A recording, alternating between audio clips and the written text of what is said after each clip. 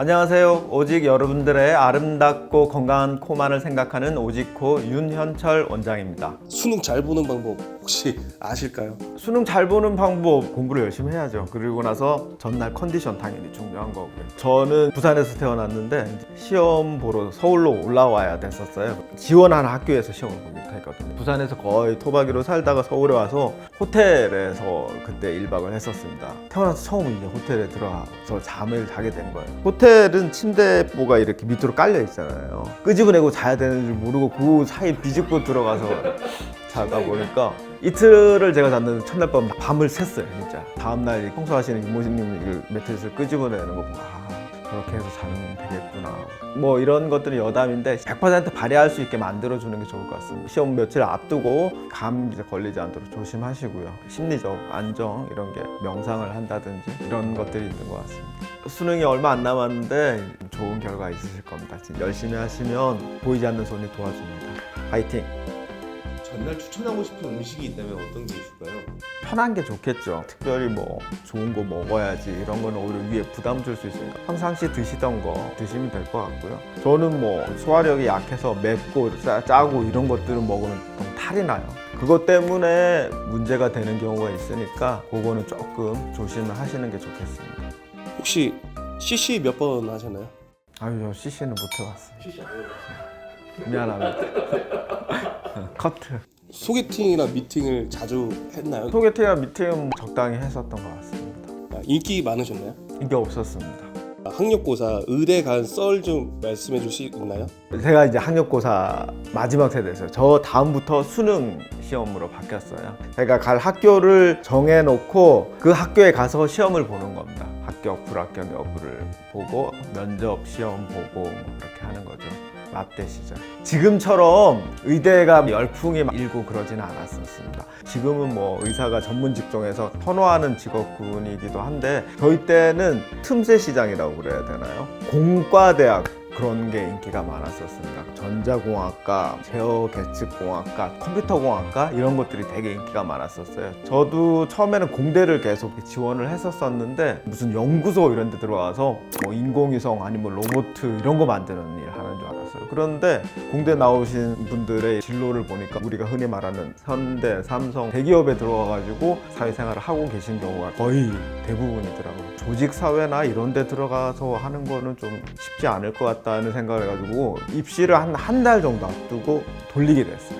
창의적으로 이걸 발휘할 수 있는 게 뭐가 있을까 고민을 하다가 의대를 하게 됐어요. 어떻게 보면 운이 좋았다고도 할 수 있어요. 의대는 높긴 했지만 지금처럼 어나더 레벨 뭐 이런 건 전혀 아니었어요. 술이나 이렇게 음주 가무도 즐기셨는지.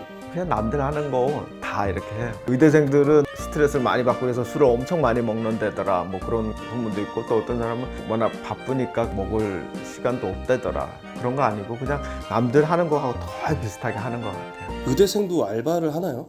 예과 때는 그래도 비교적 시간을 내기가 수월하기 때문에 그 아르바이트나 이런 것들 하는 경우가 많은데 본과 때는 아르바이트를 하기가 힘들어요. 정말 이제 바쁘고 치이다 보니까 요즘은 아르바이트를 과외 같은 것들을 이제 의대생들한테 과외 받기를 원하는 학부형들이 있어가지고 그 한다는 얘기도 제가 들었었는데 옛날에는 본과생들이 과외 아르바이트를 한다? 뭐 이런 건 솔직히 상상하기가 힘들 정도로 이렇게 과정이 빡세요. 지원을 하게 됐습니다. 원장님의 MBTI는 무엇인가요?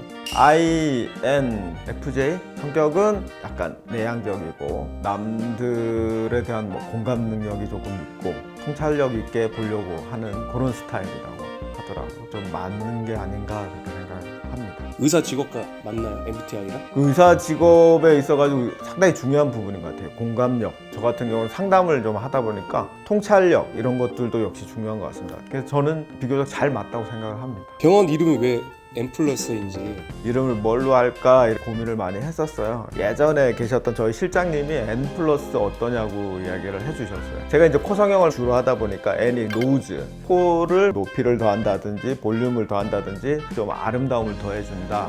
그 다음에 이제 내추럴 플러스, 그 자연스러움을 어떻게 보면 조금 더 더해준다.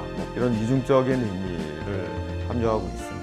지금 하시는 일이 만족하시는지요? 이제 제가 이 일을 좀 오래 하다 보니까 어떨 때 좀 지치고 이래가지고 쉬고 싶다 뭐 이런 생각이 들고 그러기도 하는데요. 이제 수술을 하고 경과를 봐가고 그럴 때 저도 결과가 잘 나와서 기분이 좋고 또 수술 받으신 분도 또 만족해하시고 그럴 때 직업의 만족도 이런 것들이 확 올라가는 것 같아요. 그럼 내가 이거 해야지 뭐 딴 거 뭐 하겠어. 마음을 다 잡고 그런 거 보면 이 일을 좋아하는 것 같아요. 좋아하는 일을 하면서 또 사회적으로 인정도 받고 그러기가 쉽지 않은데 제가 좋아하는 일이기도 하고 주변에서 인정도 받을 수 있고 저한테 있어가지고는 어떻게 보면 최선의 선택이었던 것 같습니다. 질병을 치료하는 수술은 상당히 정형화된 정해져 있는 방법대로 또 이렇게 이제 가는 건데 미용 쪽은 조금 달라요.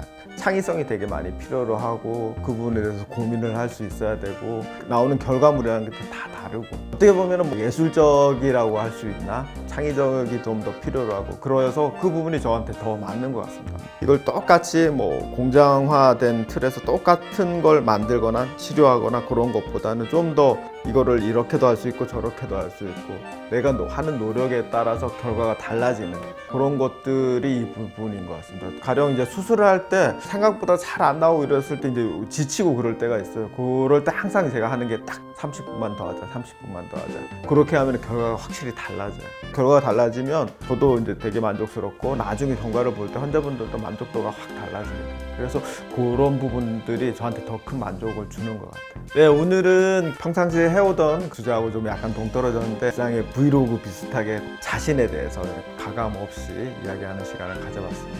네, 오늘도 봐주셔서 감사합니다.